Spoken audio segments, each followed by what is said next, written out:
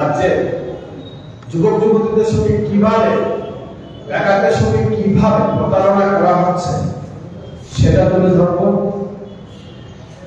তথ্য দিয়ে শুধু বাজারে ভাষণ নয়,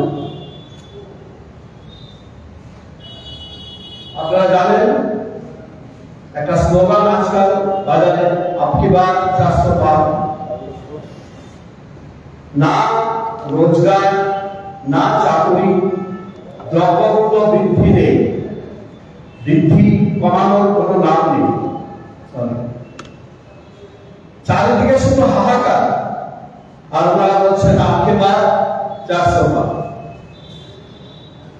400 আপনারা 4000 পার হয়ে যান, কিন্তু আমাদের মূল প্রশ্নগুলোর উত্তর দিন। আপনার দেওয়া বছরে 2 কোটি চাকরির কি হবে?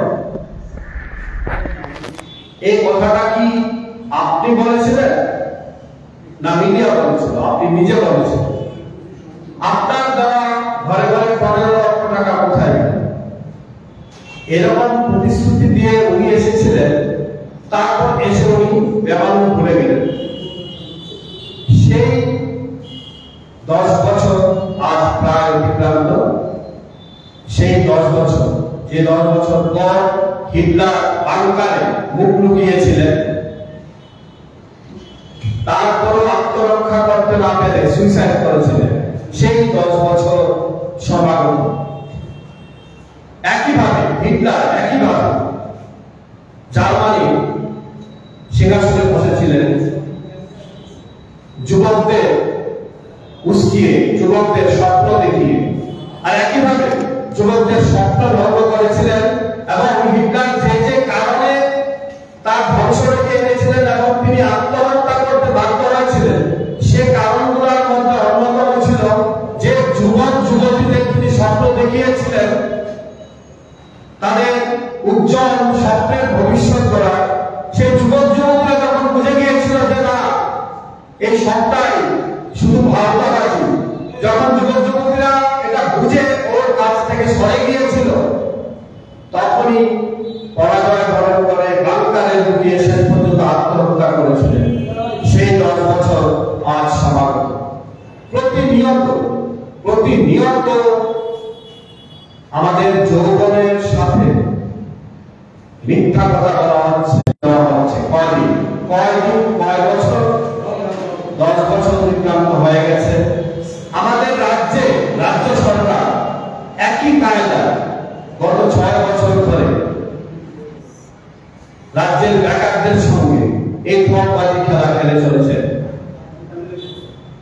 একের পর এক আমাদের যুব কংগ্রেসের সভাপতি নীল বলেছে, বিজ্ঞাপন দেওয়া হয়, ঢালাওসে প্রচার করা হয়, চাকরি দেওয়া হচ্ছে, তারপরে পরীক্ষা দেওয়া হয়, অনেক টাকা, কষ্টের উপার্জিত টাকা বেকার যুবক যুবতী ভাইরা দেয়, কিন্তু পরীক্ষা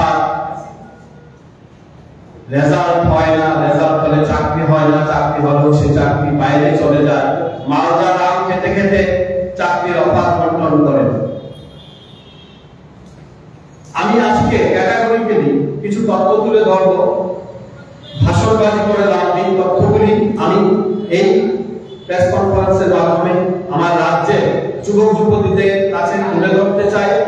এবং আমি ভালো করেই জানি যে আপনারা আমার চেয়ে আরো ভালো জানেন, কিন্তু অন্ধ ভক্তরা ধর্মমাত্রা রামের নামে এরকম পাগল হয়ে গেছে যে রাম নিজেও লজ্জা পাচ্ছে।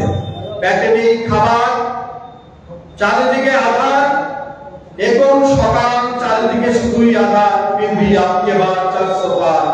কিছুতেই হচ্ছে না বন্ধু, জেনে নেই।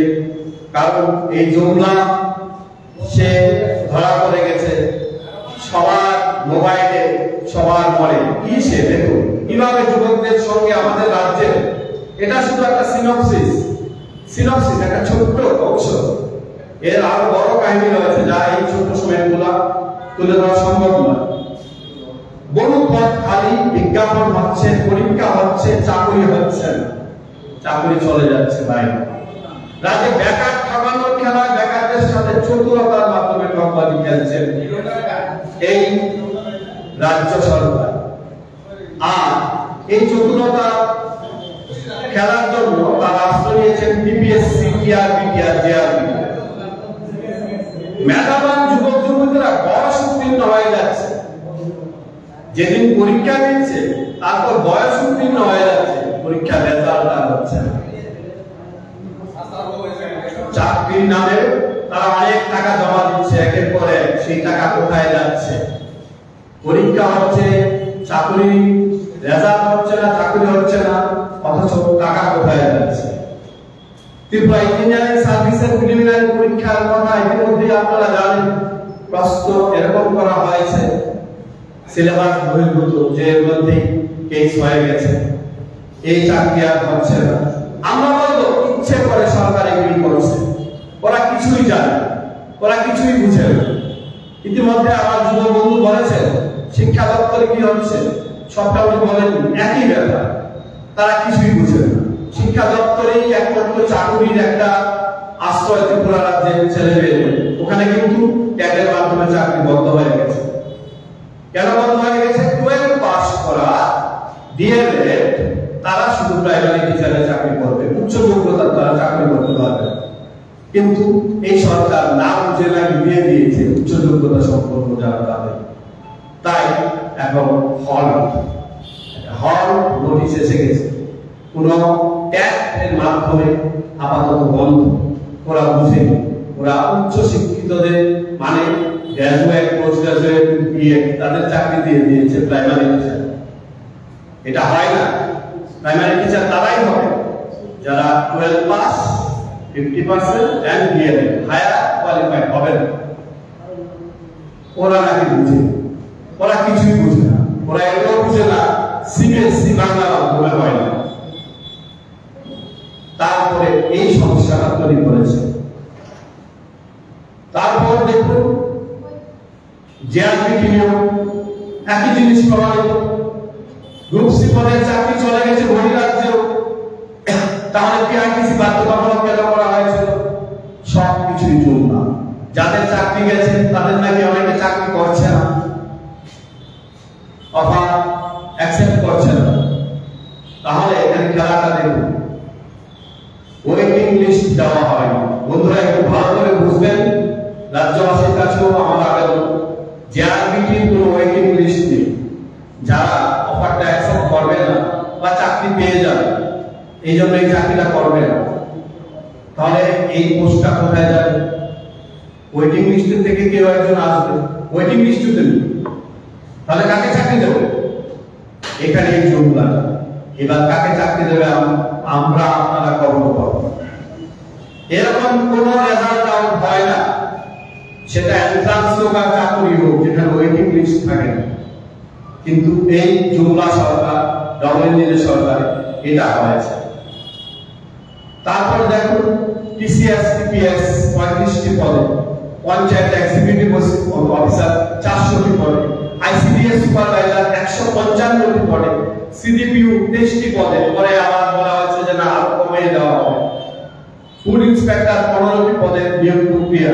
সিলেবাস বহির্ভূত প্রশ্নপত্রের মাধ্যমে পরীক্ষা নিয়েছে টিপিএসসি। আর এখন 4.5 বছর শেষ, কেস হচ্ছে সিলেবাস বহির্ভূত প্রশ্ন, মানে এই কোর্সগুলিও গেল। নেই কিছু নেই, তবু তো কিছু আছে বলতে যাওয়া লাগে। দুনয়ন ভয়ে আছে, মন সংশয়ে আছে। চাকরির কত কোর্স পরে রয়েছে, সেগুলি চাকরিতে পরীক্ষা হচ্ছে, সেগুলি ক্যান্সেল হয়ে যাচ্ছে কোর্স, কারণ ঠিক সময় নিতে পারছে না। যারা পরীক্ষা দিচ্ছে তারা আবার এই হয়ে যাচ্ছে, তবু চাকরির রেজাল্ট হয় না। শুধুমাত্র চাকরির বিজ্ঞাপনের নামে বেকারের পকেট কাটা হচ্ছে। টিপিএসসি শুধু আরেকটা খবর আমরা দেখছি, কম্বাইন্ড মিসেলেনিয়াস পরীক্ষার মাধ্যমে যারা বেকার বন্ধুরা আছেন সবাই জানেন, আমরা সবাই জানি না, বিজ্ঞাপনে ফ্ল্যাক্স দিয়ে সব ভরিয়ে দেওয়া হচ্ছে। অনেক চাকরি হচ্ছে, অনেক চাকরি হচ্ছে, অনেক কাজ হচ্ছে, আসলে কিছুই হচ্ছে না।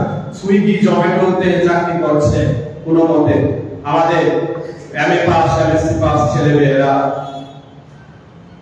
2018 সালে নতুন সরকার ক্ষমতায় এসে নতুন নিয়োগ নীতির মাধ্যমে সব নিয়োগ বাতিল করে দিয়েছিল ওই কম্বাইন্ড মিসেলেনিয়াস পরীক্ষা। আবার নতুন করে নেবে, ভালো কথা। কিন্তু আজ পর্যন্ত সেই চাকরিগুলি হলো না। হাজার হাজার চাকরির পদ খালি পড়ে আছে,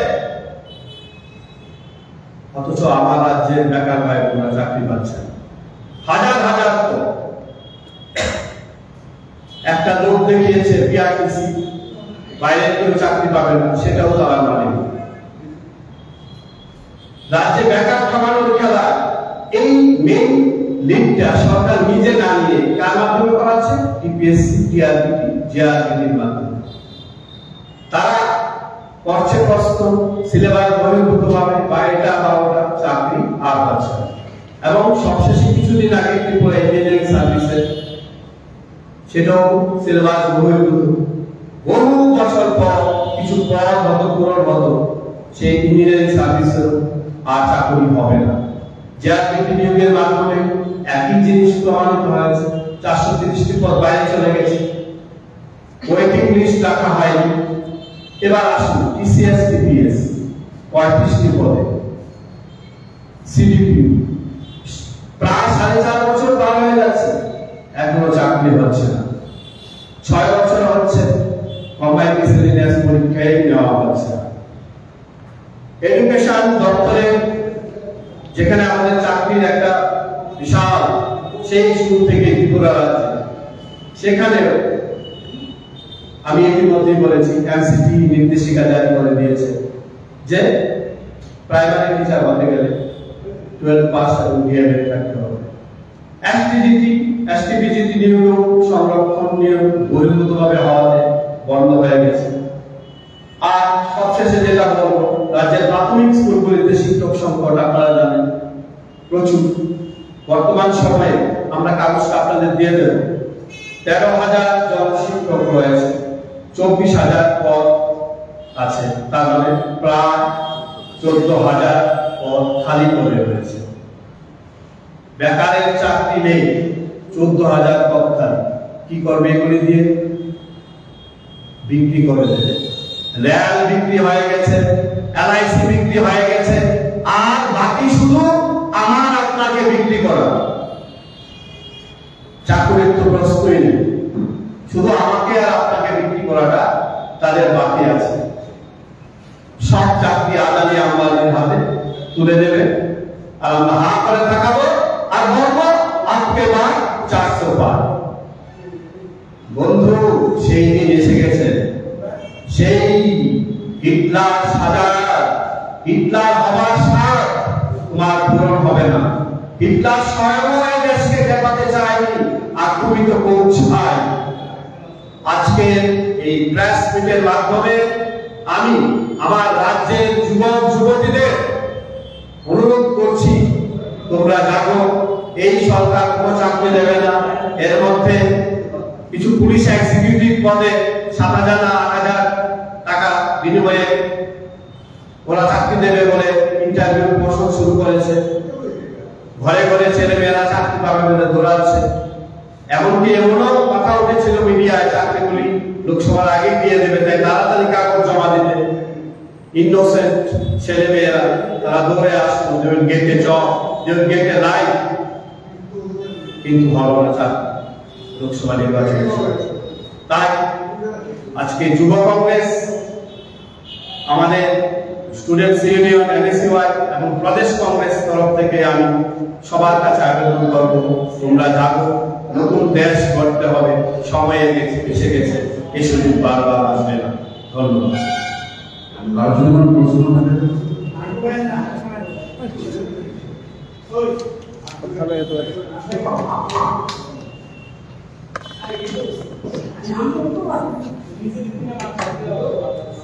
ইন্ডিয়া জোট হিসাবে সিপিএম এর সঙ্গে একসঙ্গে মঞ্চ শেয়ার করে প্রচার করবেন তো? দেখুন, আমরা আগে বলেছি যে আমরা জোটের পক্ষে এবং আমরা জোটের প্রার্থী দিয়েছি। আমাদের সিনিয়র লিডার এবং কোর কমিটির লিডার থেকে যে নির্দেশ দেবে আমরা সেই নির্দেশে এগোবো। একটু আগে বিজেপির পক্ষ থেকে সাংবাদিক সম্মেলনে বলা হয়েছে বিরোধীরা 2টি আসনে সর্বসাকুল্যে 1 লক্ষের মতো ভোট পাবে না, এই বিষয়ে কি বলবেন? দেখুন, ওরা কলকাতাতে অনেক কথা বলেছিল, ওরা দিদিকে ব্যঙ্গ করে অনেক কথা বলেছিল। ওরা নিজে জানে যে ওদের মাটি নিচে থেকে, ওদের পায়ের নিচে থেকে মাটি সরে যাচ্ছে।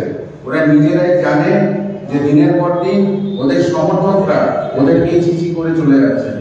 তার জন্য ওরা ব্যস্ত দল এবং বিরোধী দলের লিডারদেরকে পয়সা দিয়ে কিনে নেওয়ার জন্য। ওদের আর কোনো কাজ নেই, ওরা এখন কিনা বেচার ব্যবসায় ব্যস্ত আছে।